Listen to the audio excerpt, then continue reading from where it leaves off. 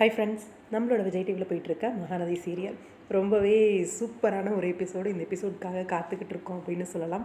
ரொம்ப அழகான ஒரு எபிசோட்.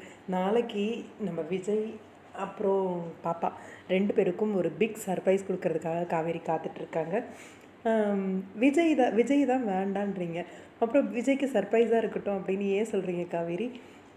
மனசில் இருக்க அவர் மேலே ஆசை இருந்தாலும் வெளியில் சொல்ல மாட்டேங்கிறீங்க, வேண்டாம் அப்படின்ற மாதிரி சொல்லிக்கிட்டு இருக்கீங்க.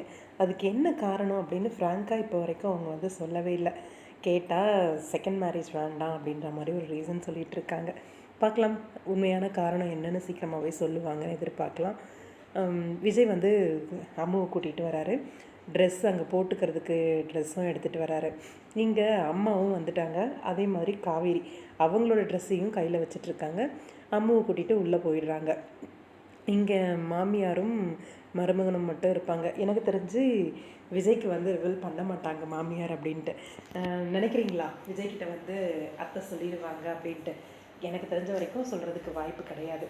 ஏன்னா பார்த்து அவர் ரொம்ப சந்தோஷப்படணும் அப்படின்றதுக்காக கண்டிப்பாக சொல்ல மாட்டாங்க.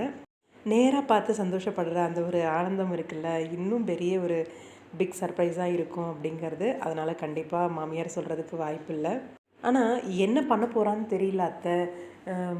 வாங்க அப்படின்னு மட்டும் கூப்பிட்ருக்கா. குழந்தை ஏதாவது வருத்தப்படுவான்னு எனக்கு பயமாக இருக்குது அப்படின்ற மாதிரி மாமியார்கிட்ட புலம்புறதுக்கு வாய்ப்பு அதிகமாக இருக்குது. ஒன்றும் ஆகாது தம்பி, நீங்கள் வாங்க அப்படின்னு கூட்டிகிட்டு போவாங்களா தான் இருக்கும். பார்க்கலாம், வெயிட் பண்ணி. கண்டிப்பாக ரொம்ப ஒரு ஹாப்பியான ஒரு தருணம். வெயிட் பண்ணிகிட்டே இருக்கோம் நாளைக்கு எபிசோட்காக.